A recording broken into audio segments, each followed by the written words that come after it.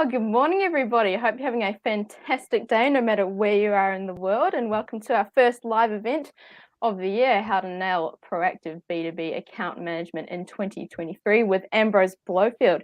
My name's Connie Carter, and I'm going to be co-hosting this event today, but of course, I can't do this more by myself, so I want to just introduce to you our two awesome guests that we've got on today. First is Ambrose Blowfield. He is the founder of the Sales Mastery Company. He's a very experienced sales trainer with over 18 years and hours of courses under his belt. How are you today, Ambrose? Great to have you on. Fantastic. Thanks, Connie. Just a privilege to be here. We love to hear that. And of course, no live event for Numerik is ever going to be complete without our CEO and founder, Jonathan Hubbard. How are you feeling today, Jonathan? Yeah, really good, Connie. Really looking forward to it. Oh, fantastic. That's what we all want to hear. So if you're watching on YouTube or if you're on LinkedIn, I just want to give you a brief rundown on how this event's going to work. It's going to be a 30-minute long event.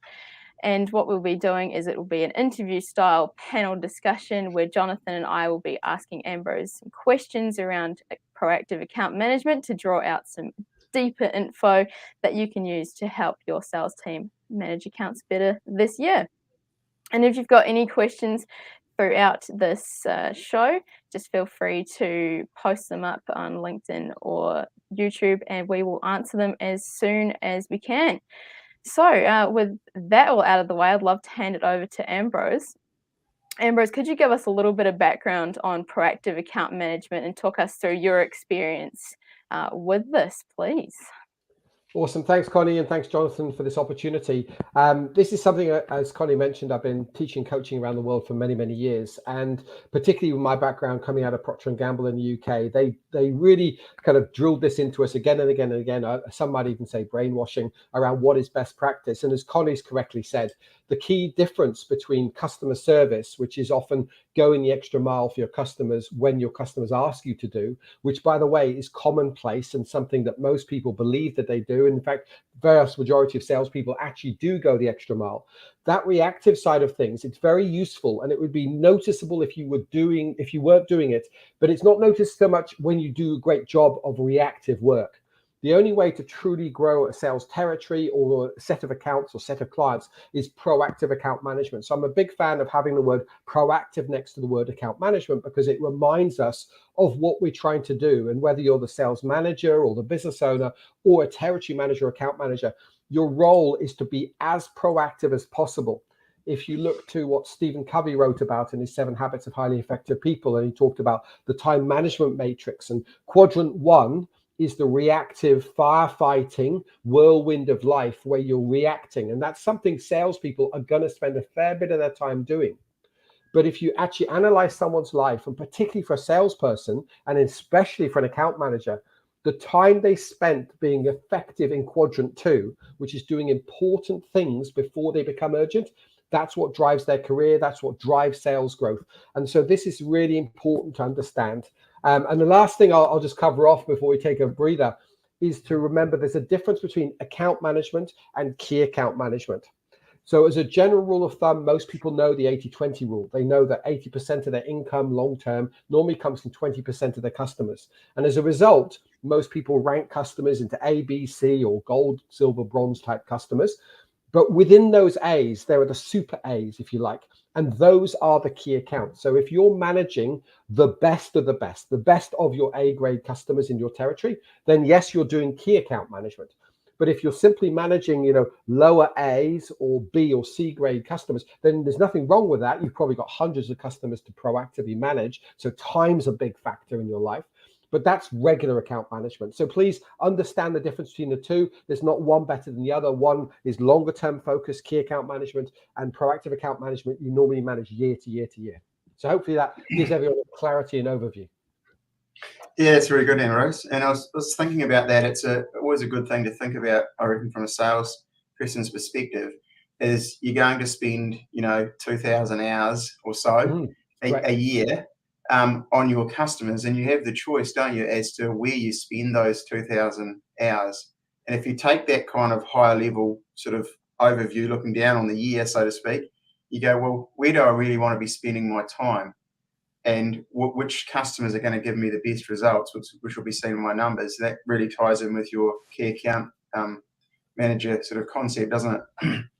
100%, Jonathan. And I think, as I said, time's a big factor. I would correct you on behalf of the account managers, and thousands of them are trained, and say they normally work 50-hour weeks, so they go closer to 2,500 hours. So please don't underplay the investment they do. But most of them, if I sit down now, we did a global survey about 2 years ago, and 88% of the people we surveyed as account managers globally, when we asked them, have you ranked your customers, A, B, C? 88% said yes, absolutely, and we're confident we've ranked them correctly, which means most account managers, vast majority of them, they know what is a good, better, and best client. So they know who to serve. That's one thing. But only 44% of them had a sales cycle or a call cycle or a territory cycle, as in where they spent their time. Only 44% of them said they're prioritizing their time on the right clients. And therefore, it's a really important thing for you as a sales manager or as a business owner to realize most of your team will know who to spend time with, but then not spending the time on the right people, even though they have the knowledge. And B, this is dragging back to one key thing. And I loved your language there, Jonathan. As a territory manager, as an account manager, whether you have an experienced sales manager or not, you need to take responsibility for your time. You cannot spread evenly your time. That's customer service. That's reactive. And that's not going to grow your career or territory. You've got to know your numbers, and you've within each account, not just know which customers to spend time with, but actually analyze each customer and say, oh, I see there's a cross-selling gap here. There's an opportunity for me to add more value, to deepen their relationship, to get access to new branches and new product lines or whatever that happens to be. Actually take ownership for that. And that's where the data is important. And I really think that this needs to be responsibility of a sales manager and of an account manager to know your data, know your numbers, so you know how to invest more time into the right people. And therefore, and this is hard, less time into the wrong people. And I think that discipline is a problem for account managers. Yeah, that's good. And we would often see it from a numeric perspective that ranking or the ratings that are in place are often out of date. And it's something that was done at a point in time, and then things move on, we get busy, etc., and we don't get a chance to go back and actually update those. So something to think about when you're doing your annual planning or whatever. Are we actually doing that on an annual basis, or it might even be more frequently than that, going through, checking that our rankings are right against our customers, so that we're really optimizing the time that we spend out in the field. Absolutely. That's perfect. I will comment to exactly what you said. When you rank your accounts, it should be an annual basis. So that's absolutely spot on from what you said. You should be ranking them annually. But then during each month and during each quarter, you then need to be purposeful with your time. Rather than, oh, they're already big, I'm just going to see them a lot and stop and have cups of tea and drop off muffins to them. Actually adding value. In fact, when we normally are training account managers around the world, one of the most common things they get to about halfway through a one-day program we've got, or some of our online programs, they'll ask, well, what do I say to them when I see them? And this is where knowledge is power and data is power, because you can spot the gaps. You can start to go, well, in this region, 25% of people's sales usually is in this product category. But this client's only doing 10% of their sales in this area. What's the problem? Is this an anomaly? Is it that we have not educated them? We haven't trained their team or shop floor staff members? What are we missing? And that's where the power of data becomes in. And I remember going back 20 years at Procter & Gamble, the marketers used to say to us as sales territory managers or account managers, used to say to us, well, we've done the graphics and we understand that. And for the most part, they were right. But also a lot of marketers don't get down and dirty on the shop floor, so to speak. There are subtleties from one town to the next. For us, soap powder, so the hardness of the water affects which soap powder is more successful. So, there's the data is important, but you need it to sit with the salespeople because they're on the floor. Yeah, it's brilliant. So what would you sort of, you did speak about account managers and account management and key account management. You just run over what you see the differences between those 2 points are again, just for a benefit? Yep. Yeah, absolutely. So regular account management or proactive account management involves ranking your customers into A's, B's, and C's. Ideally setting a goal in advance of the year for how much sales you want to get out of this customer. And obviously, to some degree, it becomes a self-fulfilling prophecy.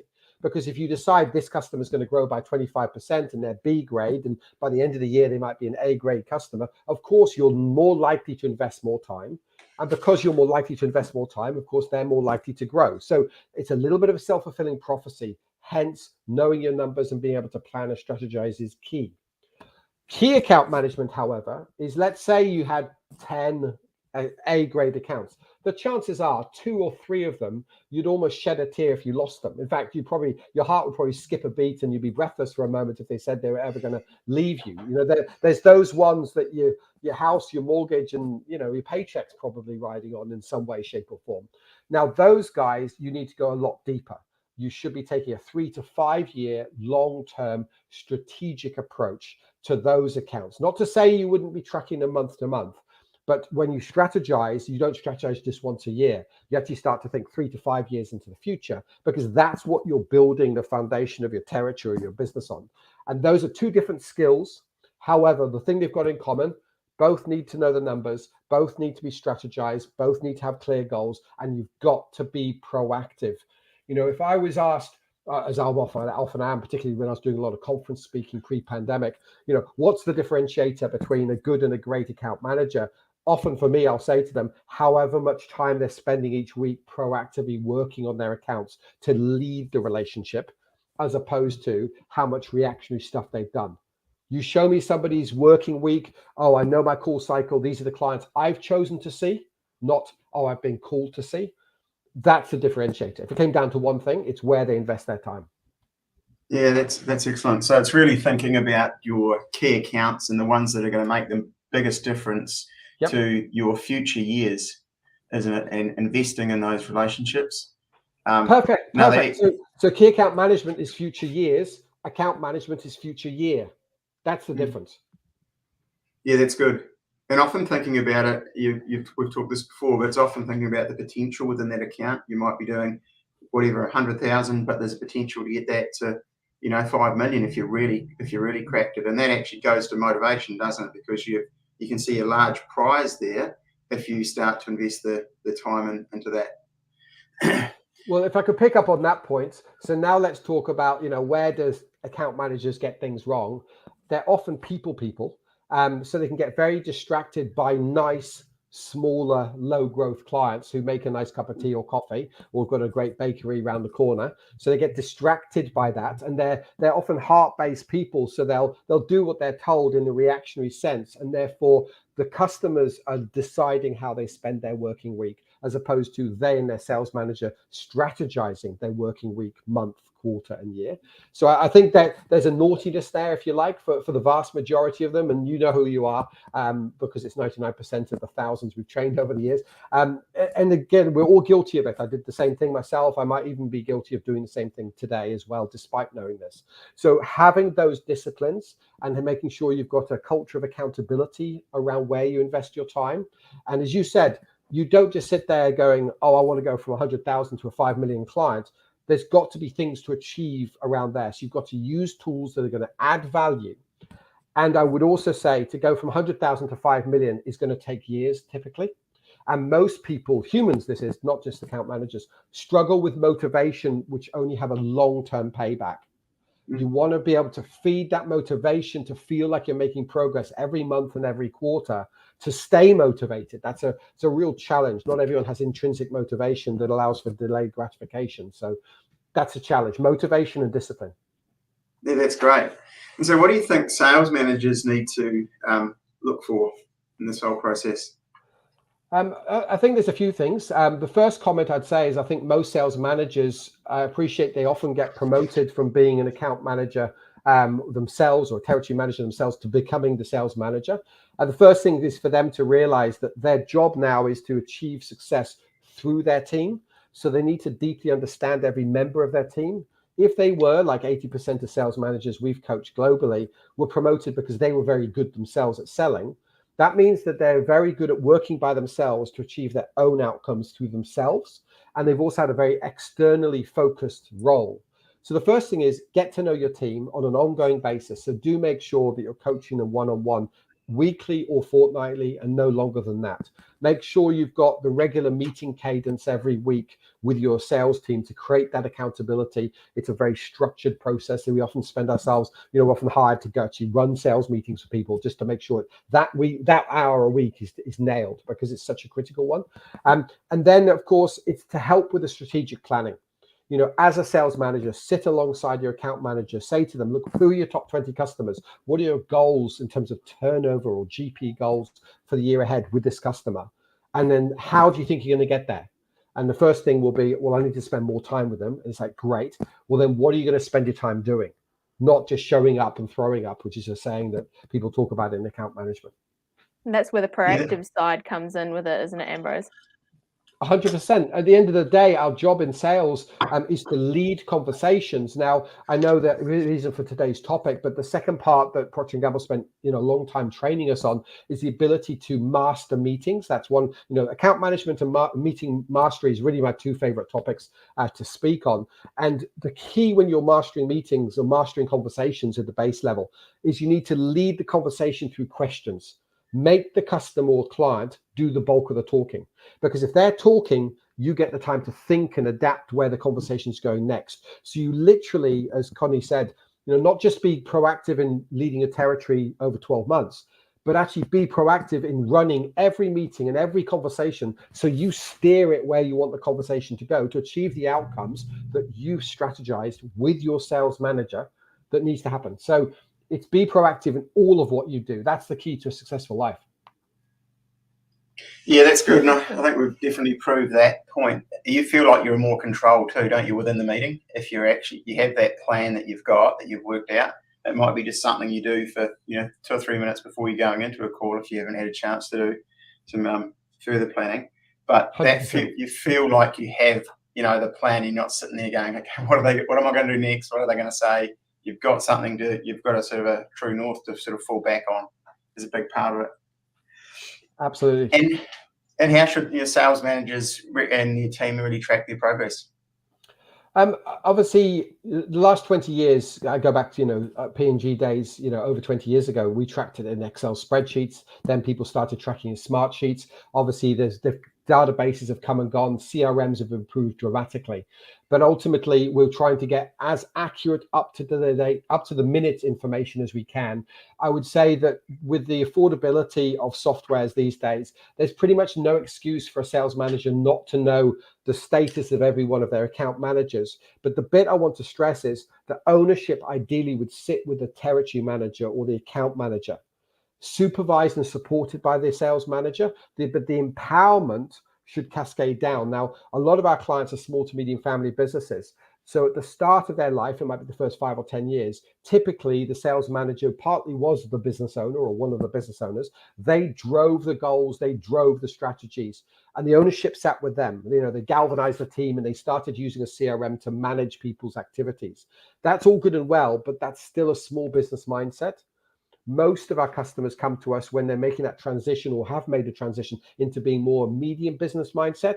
And at that point, the ownership and the knowledge needs to go down to the account manager or the key account manager themselves, supported and of course motivated by the sales manager. But the ownership cascades down. Hence, that data, that information has got to be owned by the person at the base level, because they're the one talking to the customer. That's a really important transition to make as you grow your business. Yeah, it's excellent. Very good. Might move on, Connie, now to have a look at some of the other aspects. That sounds pretty good. Yeah, I really like what you're saying there, Ambrose, because it reminded me a little bit about just what we're sort of doing at Numerik, and particularly our customer gold cards feature, which customers who are using it at the moment are finding really good for managing accounts a wee bit better. So if you haven't heard about what Numerik is, anyone who's watching, we'll just give you a little bit of a rundown. I'll pass it over to Jonathan, and then we can get into what customer gold cards are. There you go, Jonathan. Great, thank you very much. Yeah, so as Connie said, for those who haven't heard of Numerik before, it's the sales performance app that's really designed around the outside sales reps to deliver their best results. So a huge focus on the actual sales person. We often get feedback from people saying it's really been an app that's kind of been designed by salespeople for salespeople. So that kind of deep understanding, where often CRMs are kind of seen as being a theoretical thing that, you know, isn't actually used as it should be, and it's more from a management perspective. So as you see there, that sort of lightly slips into the reps' workflows and allows them to focus on their number one priority, being selling. So that's a little bit at the high level from a numeric perspective. It's very much built around the tracking of the number. So your main number that we were talking about before, and tracking that in real time as you're going. So you can see areas that we'd kind of cover off as, you know, the whole revenue target side, which you can see on the left-hand side of the screen, diving into sort of the customer information, you know, being at sort of leaderboards of customer spend, you know, who's your biggest key account, who's your biggest account, those types of things, you know, top sales by products or industries or markets, that idea. Your customer information, being able to phone from the app, and customer and contact information, and then the whole sales chat side, which is, you know, you can think about this really as almost like a, you know, group WhatsApp chat, but all the information is saved back into the app and against the customer, so it's there for future reference. Getting a lot of traction with the sort of sales sort of chat concept on the right hand side here. So that's kind of the high level numeric concept. But what we wanted to sort of focus on really was the goal card concept. Interesting little comment here that I've just received from Marty. He's saying that he's really keen for Numerik to get a meeting schedule and planning part of the tool. He's put forward some ideas, and those ideas were actually based off of Ambrose's meeting planner. That's pretty awesome, Marty. Thank you for that. Top effort, Marty. We like people taking action. So we love it. We love it. Oh, we can't show you planning at the moment, but we can show you goal cards, Marty. No, and just finishing on that, we have had some discussions around it. It's the whole idea of creating a post, or having a preset post, which would be asking some of those questions, which then allow you to, you know, to feed on from that once you're in the meeting and fill it out afterwards. Awesome. All right. Well, here's what customer goal cards look like then. Yeah, so the idea of a customer goal card really came from, I mean, Ambrose spoke about it before, is, you know, you have a goal for a customer of what you're wanting to achieve with them for the year. And people approach this different ways. You know, people have them set up from a, you know, it might be a rebate arrangement where they say, we're looking for this amount of sales from that customer, and if you get to this level, we'll give you this amount. Otherwise, it may be an internal goal that you've set for that particular account. But this sort of came from the idea of, it's not hard to set goals for customers, but it's actually quite difficult to actually really put them to work and show progress against them in real time. And that was often done on Excel spreadsheets. Just go back one, Connie, on Excel spreadsheets and the likes, if in normal situations. So what happens here is we actually provide a login to Numerik for the end customer. So what you're seeing in this example here is, you know, Dave's Auto Parts is able to log in, and they're able to see how they're going against a goal that you have worked out for them or with them for the year.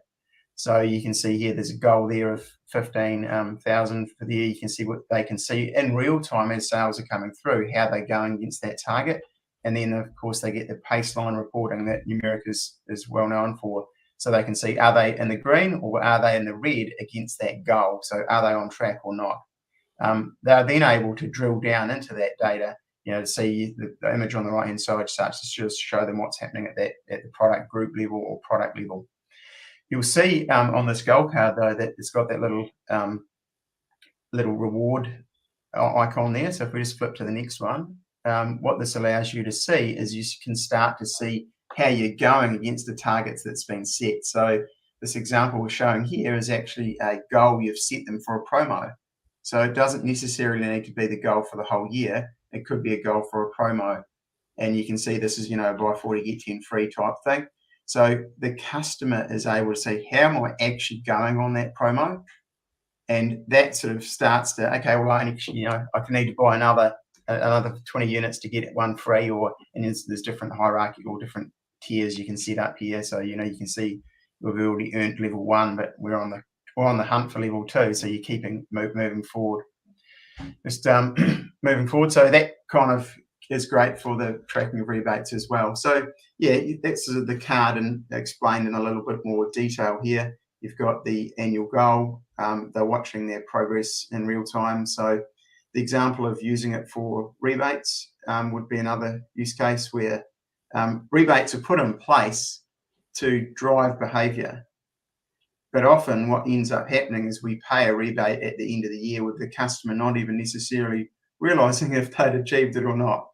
And it becomes to be a bit seen as kind of dead money. Whereas if you're doing this and you've got a rebate target in place, and then you've got your proactive account management happening, and you've got a salesperson sitting down with a customer going, hey, just checking out how we're going on our annual goal. We're ahead of the pace at the moment. Things are going really well. Hey, isn't it interesting, the products that are really doing well for us at the moment, these ones are a little bit behind. You're having that very proactive kind of conversation with the customer, and that's kind of driving those proactive actions that need to be in place. So yeah, you've got the way that you've got the target, you're giving the customer access to it, and they're able to watch it in real time.